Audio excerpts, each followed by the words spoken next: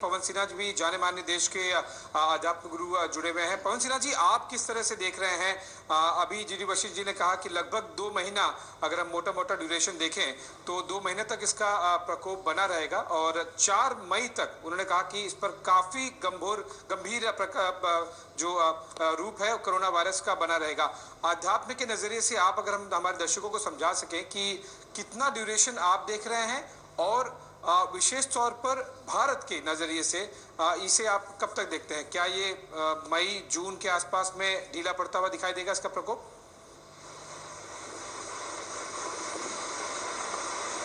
देखिए, 16 अप्रैल से हम इसे 3 भागों में बांटते हैं।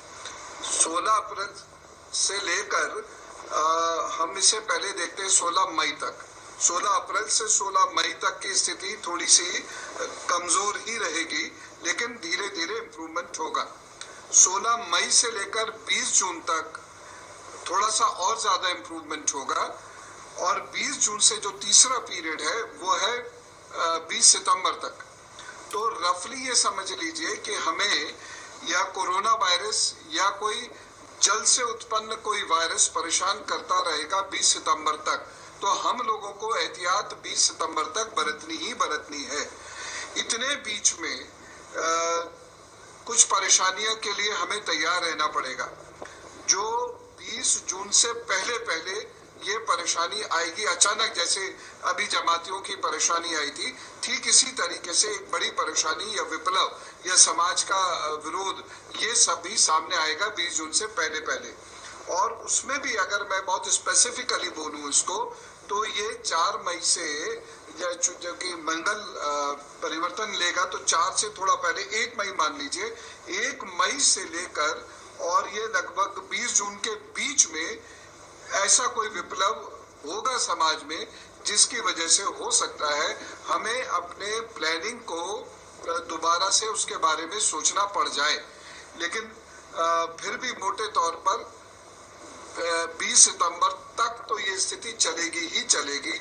उससे पहले हम इस स्थिति से मुक्त नहीं हो पाएंगे। हाँ, स्थिति में सुधार बहुत आ जाएगा, लेकिन अगर हमने लापरवाही बदली तो ये रिलैप्स होगा। मैं रिपीट कर रहा हूँ, ये रिलैप्स होगा अगर हमारी आदतों में सुधार नहीं आया तो। पवन सिन्हा जी, क्या आप इस तरफ इंडिकेट कर रहे हैं कि जो सेकेंड वेव, जिसे साइंटिस्ट पूरे विश्व के स्तर पर कह रहे हैं कि सेकेंड वेव बहुत ज़्यादा घातक होता है अगर सेकेंड वेव आता है, तो क्या आपका इशारा सेकेंड वेव की तरफ है कि एक बार नंबर काफ़ी कम हो जाएंगे लेकिन लापरवाही बरती, चाहे वो सरकार हो या समाज या देश, वो सेकेंड वेव आना काफ़ी घातक होगा? जी हाँ, 16 मई से लेकर जो समय शुरू होगा, 16 मई से लेकर और जो 20 सितंबर तक का ये समय होगा, ये समय है कि जब कोई ना कोई डिजीज रिलैप्स होगी, चाहे डेंगू रिलैप्स हो, चाहे चिकनगुनिया रिलैप्स हो, चाहे कोरोना वायरस रिलैप्स हो। तो ये स्थिति ज्यादा नुकसानदेह सिद्ध होगी। इसलिए जो निर्देश हैं WHO के, डॉक्टर्स के, सरकार के, उसका पालन ज्यादा करना पड़ेगा, क्योंकि ये जो समय शुरू होगा 1 मई से, ये जरा सी चूक बहुत बड़े स्तर पर नुकसान देगी हमको। और ऐसे योग बड़े स्पष्ट बन रहे हैं, खासतौर से जून में, मई एंड और जून में, कि जब कोई ऐसी चीज रिलैप्स हो जाए या पब्लिक के किसी एक्ट की वजह से, कार्य की वजह से स्थिति और दुश्वार हो जाए। पवन सिन्हा जी, अगर ये जो आपने बातें बताई है, विशेष तौर पर जो टाइम सीक्वेंस आपने बताया है, क्योंकि अर्थव्यवस्था केवल और केवल देश पर एक या फिर किसी राज्य पर सीमित नहीं रहती है। विशेष तौर पर अगर हम भारत की बात कहें तो world fastest growing major economy कहा जाता है भारत को, तो काफ़ी कुछ बाकी देशों की अर्थव्यवस्था पर भी निर्भर करता है। तो हम पूरे विश्व के पॉइंट ऑफ व्यू भी जानना चाहेंगे कि क्या जो आप समय सीमा बता रहे हैं, जो एक सीक्वेंस बता रहे हैं, वो मोटा मोटा तौर पर केवल भारत के लिए है या फिर पूरे विश्व पर इसका इसी समय तक प्रभाव रहेगा?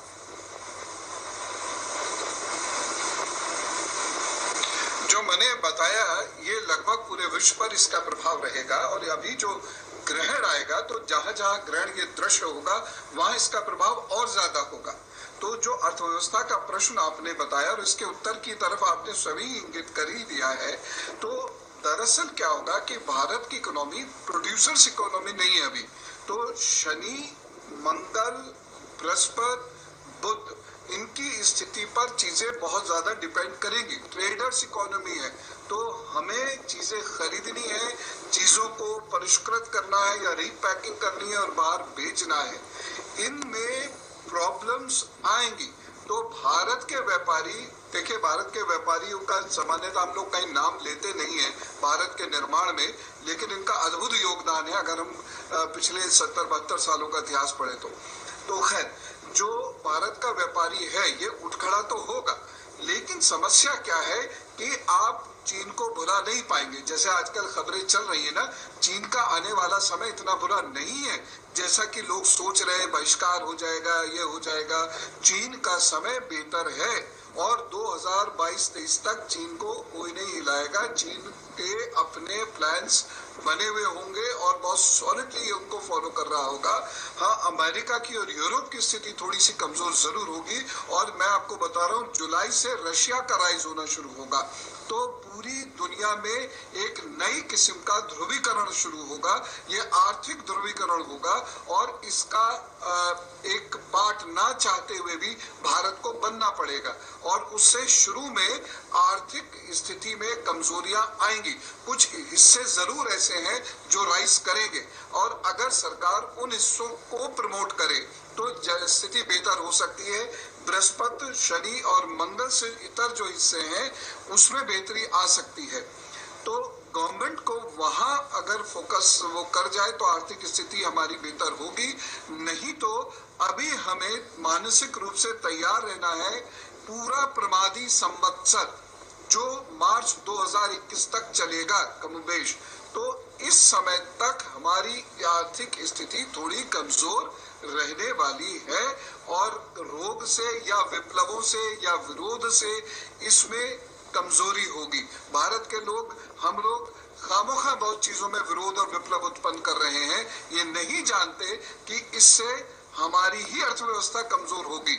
और प्रमादी संवत्सर में बुध और चंद्र के, बुध और शनि के ऐसे संयोग बन रहे हैं जिसकी वजह से प्रजा में विरोध हो या शोर शराबा हो और अंततोगत्ता उसका विपरीत असर हमारी अर्थव्यवस्था पर पड़े और ये दुष्चक्र पैदा हो जाएगा।